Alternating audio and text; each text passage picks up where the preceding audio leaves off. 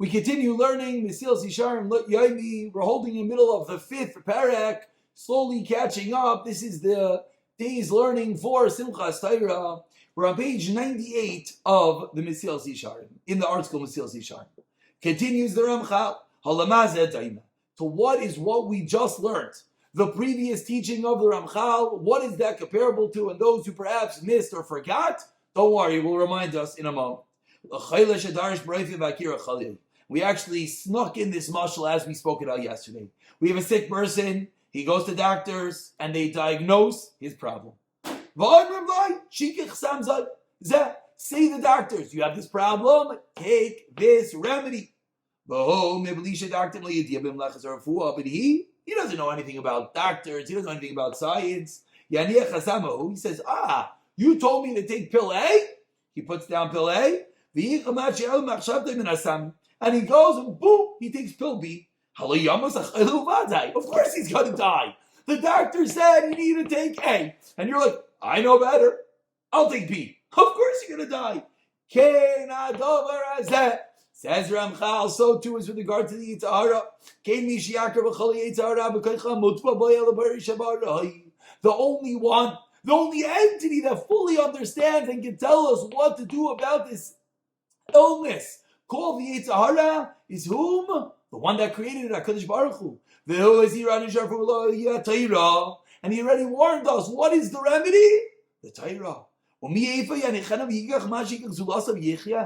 can set aside that remedy and say, no, I'll take something else, but I'll survive.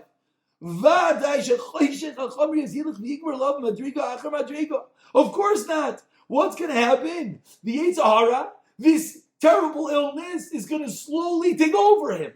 And this darkness of physicality will proceed to overpower him bit by bit. He's not going to think, because he's like, I'm popping my pill each and every day. Until one day he's going to wake up. And he's steeped in evil. And he's so far, and he's going to wonder, how did I get here? I thought I was doing something good. I thought I was taking the pill. Because what happened? What happened was the doctor told him to take pill A, and he went and he took pill B without knowing anything. That's what it is. HaKadosh Baruch Hu tells us the only way to be saved from the Yitzhara is what? Is the pill called Torah? Kavata itam Torah, learning something each and every day, whether it's Torah anytime, whether it's Shas Illuminated, whether it's Daf Yomi, it's something learning each and every day. That's the pill. So if a person says, no, I'll do something else, what's he doing? He's taking a different pill, and he's not going to be healed. And unfortunately, this illness is going to grow and grow and grow and grow until one day he's so far, and he's like, how did I get here? Because you didn't listen. The one that created the illness, the greatest entity, told you, you have to take the pill called the Torah. And we continue, however, what happens if he does learn Torah? Then what happens? He sees the beauty, the tzivuyim, the commandments, and the warnings. As he's learning Torah, he can be learning Yavamis. He can be learning Subis, and it maybe has nothing really to do about his practical life. But slowly, inside of him is going to be a little bit of inspiration. That's going to slowly pull him back to the right path. Hashem says, would it be that you left me behind, but you still learned my Torah? Can't be. Because the light of the Torah always brings a person back. And we see that even when one is learning something perhaps that he thinks is not really Moser, is not really changing him, yes it is. Because the Torah itself is that great antidote that will slowly pull him back to the right path. Continues the Ramchal. V'nei b'chlal zeh, including the time to learn Torah, don't forget, you also have to practically do Zehiros. You have to practically set aside a time to think about your actions. As we learned in the 3rd Perek, whatever free time you have, obviously you have to. Of course, you're not going to waste your time. He'll grab a hold of the free time, and he's not going to let it go. And he'll go and he'll find ways to repair his soul. And perhaps this is where it comes, the famous line, if one doesn't have any time, go and learn Musar, and you'll realize you have time. Because the more that we learn, the more that we realize how precious our time is. And we have to grab a few minutes here and a few minutes here. Now we realize, oh my, we have to learn Torah every day. We have to have a cheshbon and nefesh every day. And slowly we get further and further away from the evil and closer to the right path. Continues the Ramchal, this undermining factor, that you're so involved in worldly affairs and you forget about that which is true. This is the most important. He started off this chapter yesterday, and he taught us that there are three entities that pull a person away from Zihirus. So number one, says the Ramchal, that which we learned is the most important. Preoccupied, being on the roller coaster of life. But says Ramchal, it's the most prevalent, but it's also the easiest. It's the easiest to get off of the roller coaster of life. It's called Torah. Make sure each and every day you're learning something. Click on a Shira Torah anytime, as we said. Shas Illuminate. If you just open a safe for everyone in their house, it's countless Svarim. Open one up in English, in Hebrew, whatever you want. Make sure you learn something each and every day.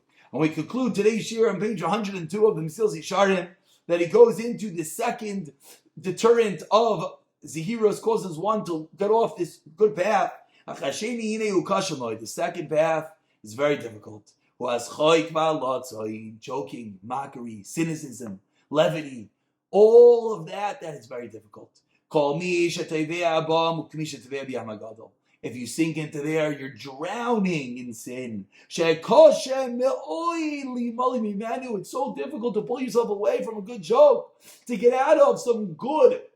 It's very difficult. And the more the jokes and the levity and the mockery, it's very difficult, says Mesilas Yesharim. Says Mesilas Yesharim, it causes one to lose his focus, his sensitivity. And then he doesn't have his das anymore. What does jokes do to a person? The joke messes with your brain. And you're like a drunkard or an imbecile. When one is drunk, it's very difficult to tell him which way to go because he doesn't know what to do. He doesn't listen. I said to Schleik, it's crazy. But to sasa into joy, what does it do? Because when one is full of jokes, when one is full of mockery, it's impossible to put a path in that path. And finally, aside from the fact that it messes with your brain, it makes you like a shikr, it makes you like an imbecile, it brings a person to erva. Even though everyone knows immorality, arayis, is terrible, and everyone's heart, in their deepest of hearts, knows I can't be over that. What happens is he has these impressions in his mind. As it's so terrible, it's a horrible sin. But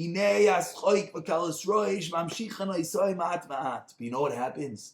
The jokes, the laughing, the levity, making light of everything slowly chips away at that impression in his mind. And it brings him closer and closer, unfortunately, to immoral deeds. And then eventually it doesn't seem so bad. Until Rahman al he commits the crime. Why is this? Just like Zehiros has to do with one thing, thinking about it.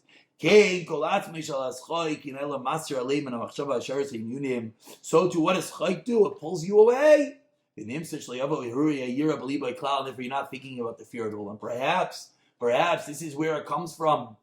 The evils of the internet and all the things that people get sucked into. Where does it all start from, the Ramchal teaches us? Number one, it starts from, as we began today's year, the lack of kavata ita b'Torah, the lack of daily Torah. But number two, as he said, is more difficult to pull away from. What does it come from? It comes from jokes and mockery and levity and making light of everything in this world. And as we make light of things, unfortunately, what happens? What happens is we lose our sensitivities to the Averais. We'll continue learning from here, Mir Tashem, in the next year.